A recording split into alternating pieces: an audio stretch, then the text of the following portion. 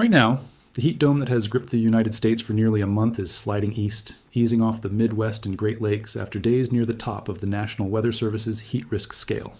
That is the part of the story every local forecast is leading with today. Here's the part almost none of them are saying clearly enough. The Climate Prediction Center has already flagged a renewed extreme heat risk building over the southern plains and the desert southwest for July 26th through 28th, the exact same region. This heat wave scorched less than 3 weeks ago, and it is doing so before this current round of heat has even finished breaking. At the same time, forecasters at the Storm Prediction Center are watching a fresh corridor of severe thunderstorm potential build across the upper Midwest and Great Lakes for this coming Sunday and Monday, the identical setup that has ended this exact heat dome twice already this summer, each time violently.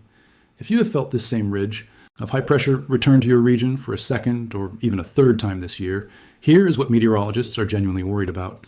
This is not a single heat wave finally ending. It is a stubborn atmospheric pattern that keeps rebuilding rather than breaking down, and the next version of it has already been flagged before this one has even left. This is the story of what is actually replacing this heat wave, why forecasters are treating its repeated return as more significant than any single heat event, and why the same mechanism now forming over the southwest could put this region right back where it started within days. No exaggeration, just what NOAA's Weather Prediction Center, the Climate Prediction Center, and the Storm Prediction Center are actually reporting right now. Drop a comment and tell me how many separate heat waves you have personally lived through this summer where you live. Because if you have lost count, you are living through exactly the pattern this video explains. I read every one of these. If you want grounded weather coverage instead of recycled panic, subscribe. It is free, and a like helps this reach people before the next round of this pattern reaches them. Let us go for 5,000 likes on this one. Now let us get into it.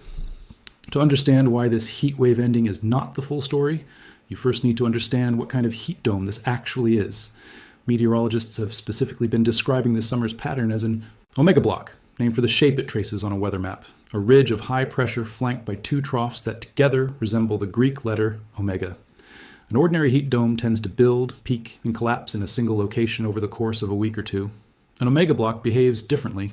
Because the ridge is locked in place by the troughs surrounding it rather than being pushed along by the normal jet stream flow, it can stall for weeks, and when it does, finally weaken in one location, the same ridge of sinking, warming air frequently reforms somewhere else nearby rather than dissipating entirely.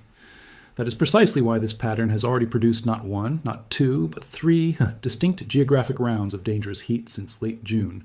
First parked over the eastern United States, then the desert southwest, then the northern plains and Great Basin, and now, according to the Climate Prediction Center's own outlook, potentially rebuilding a fourth time over the southern plains and southwest by this coming weekend. The specifics of this summer's version of the pattern make that repetition genuinely remarkable.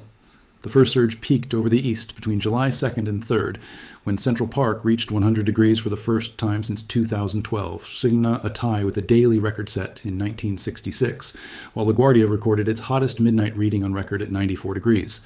New Jersey health officials confirmed 22 heat-related deaths over the 4th of July weekend alone, part of a national toll that reached at least 40 confirmed deaths by early July and has continued climbing since. That eastern surge broke on July 4th in dramatic fashion.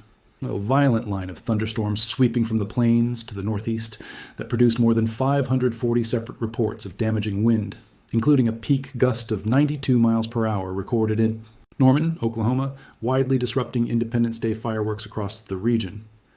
Rather than ending there, the SME Ridge rebuilt within days over the desert southwest, pushing Phoenix and Palm Springs into the mid-100 teens and Las Vegas into the low 110s by July 8th, then reformed a third time over the Great Basin and Northern Plains by July 12th, when Billings, Montana, and Salt Lake City both set all-time record highs on the same day at 111 and 109 degrees respectively. By July 14th, more than 125 million Americans were under some form of heat alert as that third surge pushed east again, and by this past week the pattern had swept back across the Midwest and Great Lakes, placing nearly 100 million Americans under extreme heat warnings, watches, or advisories, with Chicago's heat index forecast near 104 to 106 degrees, and Kansas City held under an extreme heat warning through this Thursday. Here is where this pattern moves from a genuinely impressive run of hot weather into something forecasters are specifically flagging as worth watching closely. As this current eastern surge finally slides off the map over the next several days, the Climate Prediction Center's own current outlook is already projecting that the same ridge will reform a fourth time, targeting the southern plains and the desert southwest, specifically between July 26th and 28th, the same corridor that endured the pattern's second surge less than 3 weeks earlier.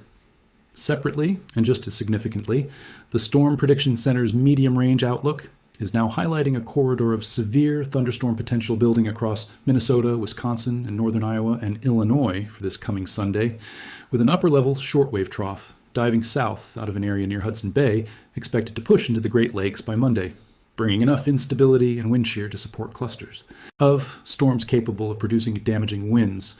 That is the same basic combination, a strong ridge finally getting undercut by an amplifying trough that ended this exact heat dome on July 4th, and again in the severe weather outbreaks of July 20th and 21st. Forecasters are not describing this as an isolated coincidence.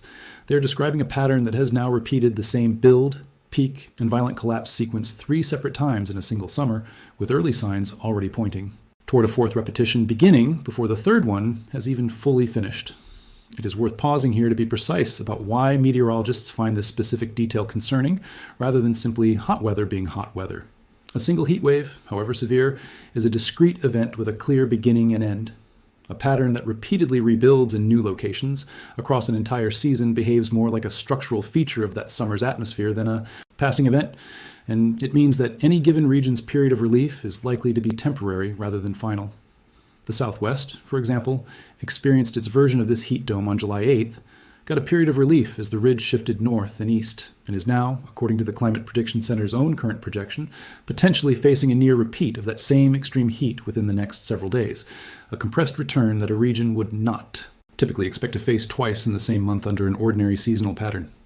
The broader atmospheric driver tying all of this together traces back to the same strengthening El Niño event that has shaped the entire 2026 season.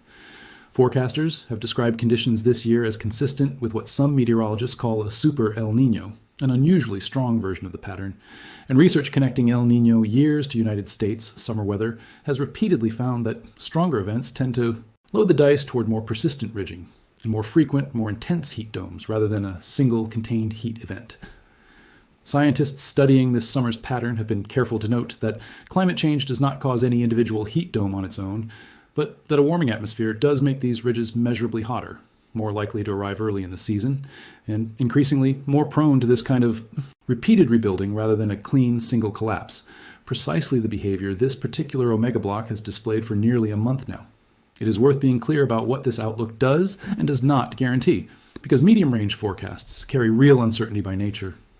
The Climate Prediction Center's own products for this time frame explicitly note that confidence has to be unusually high for forecasters to flag a specific risk this far in advance, and the exact intensity, timing, and footprint of both the renewed southwest heat risk and the upper Midwest severe weather corridor could still shift in the coming days as models update. Nobody at the Weather Prediction Center or the Storm Prediction Center is claiming certainty about precisely which cities will set records or exactly how severe next weekend's storms will be. What both agencies are saying, with real confidence, is that the underlying pattern favoring both hazards, a persistent ridge to the west and an active storm track digging in from the north, is already in place well ahead of the event itself, which is a meaningfully different and more concerning signal than a normal forecast simply calling for warm weather next week. There's a broader consequence to this pattern that goes beyond any single day's temperature, and it is playing out right now in Colorado, where the Aspen Acres wildfire, sparked amid this same summer's persistent heat and drought, has grown to more than 100,000 acres and become the seventh largest wildfire in state history, destroying more than 850 structures, including at least 337 homes, even as containment, climbs past 60%. Fire officials there continue managing evacuation zones and recovery efforts alongside 4 other major fires burning simultaneously across the state, a direct downstream consequence of an entire season spent under repeated rounds of extreme heat and drying rather than a single contained hot spell. That is the practical cost of an omega block that keeps reforming instead of clearing out, compounding drought and fire risk with each additional cycle, rather than allowing the landscape any real recovery window between rounds. So what does all of this actually mean if you live anywhere across the southern plains, the desert southwest, or the upper Midwest right now? The practical lesson is that the relief Currently arriving in your region should be treated as a pause rather than a resolution, given that the Climate Prediction Center has already flagged the next round of extreme heat for the Southwest, specifically within the coming week. If you live in that corridor, this is the moment to check air conditioning systems, plan strenuous outdoor activity around the cooler morning hours, and treat any extreme heat watch issued in the coming days with the same seriousness the current warning received, rather than assuming the season's worst heat has already passed. If you live across Minnesota, Wisconsin, Iowa, or Illinois, keep an eye on this weekend's forecast specifically, since the same ingredients that produced widespread wind damage on the 4th of July, and again in the upper Midwest, severe outbreak in late July, are lining back up in a similar corridor, and a fast-moving line of storms can turn dangerous with very little lead time once it actually forms. The honest, grounded summary is this. The heat dome that has dominated the United States since late June is genuinely sliding east and easing across the Midwest right now, but the Climate Prediction Center has already flagged the same ridge, rebuilding a fourth time over the southern plains and deserts. Southwest for July 26th through 28th, while the Storm Prediction Center is separately watching a severe thunderstorm corridor build across the upper Midwest and Great Lakes for this coming Sunday and Monday. The same collapse mechanism that has ended this exact pattern twice already this summer. Meteorologists describe this as an omega block, a specific atmospheric configuration that stalls in place and tends to reform rather than cleanly dissipate. And this year's version has now cycled through the east, the desert southwest, and the northern plains in barely a month, driven by a strengthening El Niño event that forecasters say is loading conditions toward exactly this kind of repeated, persistent ridging. The practical consequence extends well beyond temperature alone, visible right now in Colorado's ongoing wildfire complex, a direct result of a season spent compounding heat and drought across multiple cycles rather than experiencing a single contained event. We are going to keep tracking this exact pattern the way we tracked it today, straight from NOAA's Weather Prediction Center, the Climate Prediction Center, and the Storm Prediction Center, not recycled headlines.